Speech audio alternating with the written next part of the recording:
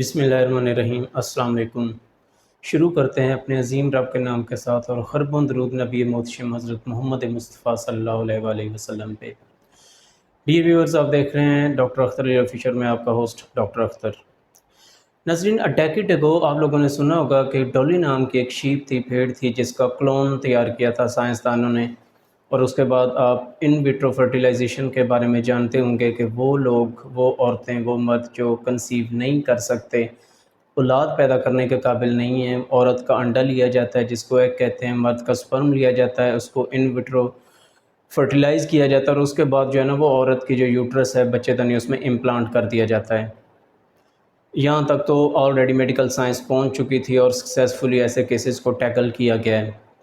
پھر اس کے بعد تقریباً 6 منتھس ایگو ایک نیوز آئی تھی کہ ایک عورت جس نے 30 سال پہلے اپنے ایگز فریز کروا دیے تھے،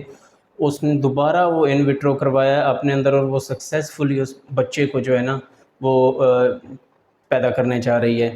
تو اٹ مین ٹیکنیکلی اگر بات کریں تو وہ بچہ جب پیدا ہوگا تو آلریڈی اس کی عمر 30 سال کی ہو چکی ہوگی، ٹھیک ہے، کیونکہ وہ ایگ 30 سال پرانے ہیں۔ ان کو سائنسدانوں نے ڈیپ فریز کیا ہے اور اس کے بعد جو فرٹیلائزیشن کا عمل ہو چکا ہے۔ کہنے کا مقصد یہ ہے کہ میڈیکل سائنس کہاں تک پہنچ چکی تھی۔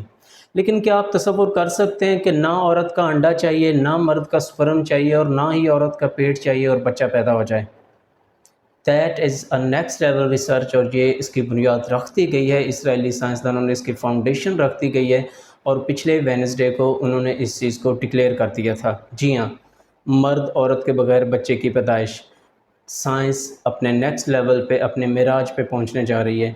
اسی ولاگ میں آج ہم اس چیز کو ڈسکس کریں گے، تو یہ کیسے ہوا، ہمارے ساتھ جڑے رہیے گا، اور کائنڈلی ویڈیو کو لائک کیجئے گا، سبسکرائب کیجئے گا چینل کو، اور اس کو زیادہ سے زیادہ شیئر کیجئے گا تاکہ آئیڈیا ہو سکے کہ میڈیکل سائنس میں کیا ہونے جا رہا ہے اور کیا ریسرچ کنڈکٹ کی جا رہی ہے۔ تو بات شروع کرنے سے پہلے ایک اوور ویو کے طور پر ایک بریفنگ آپ کے سامنے رکھنا چاہتا ہوں کہ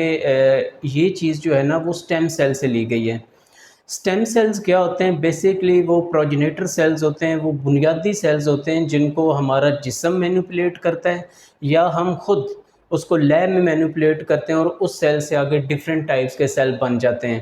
یہ بیسیکلی جینیٹکس آپ کی ہے، مالیکولر بائیولوجی ہے، اس کے جو سائنٹسٹ ہیں ان کا یہ کام ہوتا ہے کرنا، ٹھیک ہے، لیبز میں۔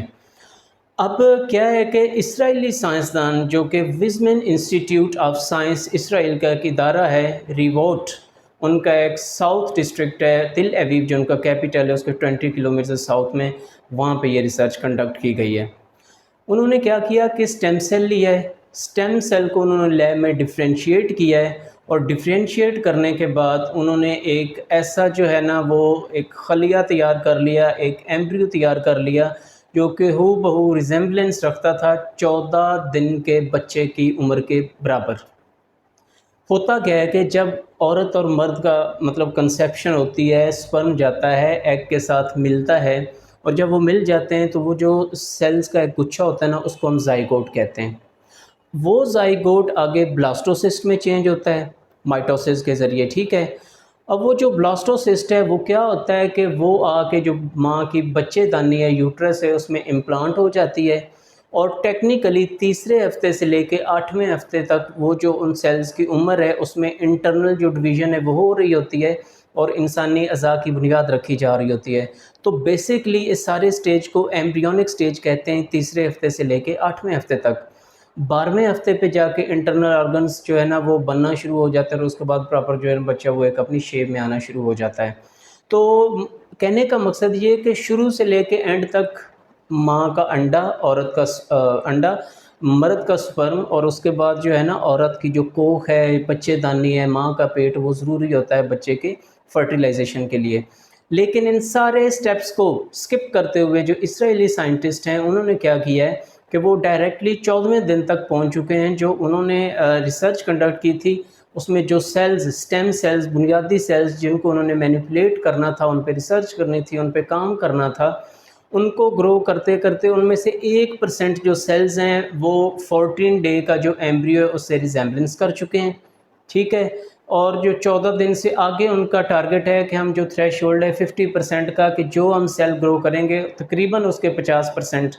انسانی جو ایمبریو ہے اس سے ملنے چاہیے، اور اس چیز کو 14 سے لے کے وہ 21 دن تک لے کے جا رہے ہیں،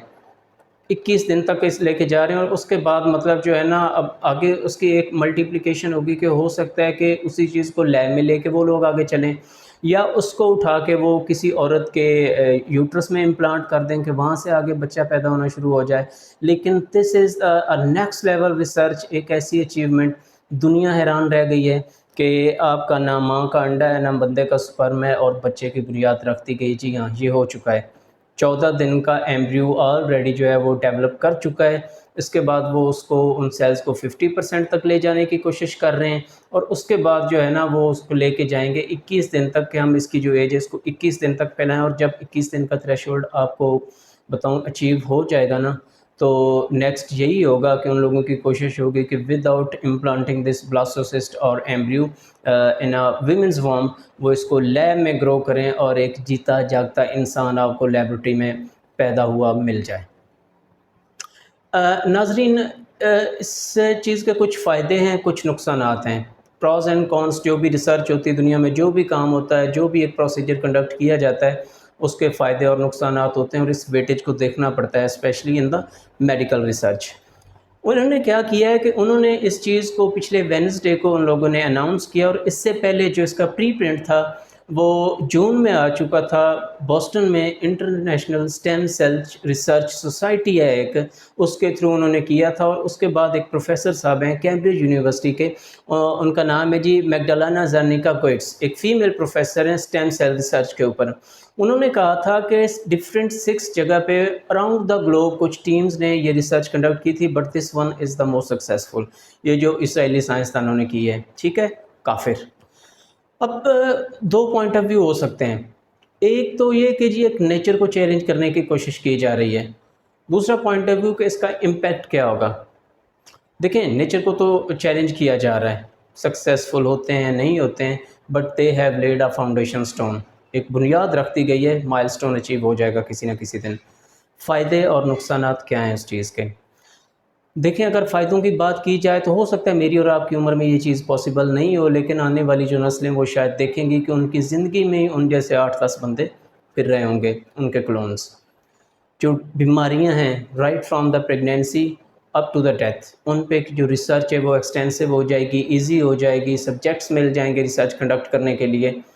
دوسری بات یہ کہ جب آپ کبھی لیور فیلئر کے پیشنٹ بنتے ہیں، کڈنی فیلئر کے پیشنٹ بنتے ہیں، آپ کو کوئی آرگنز چاہیے ہوں گے، تو وہ جو آپ کے کلونز ہیں نا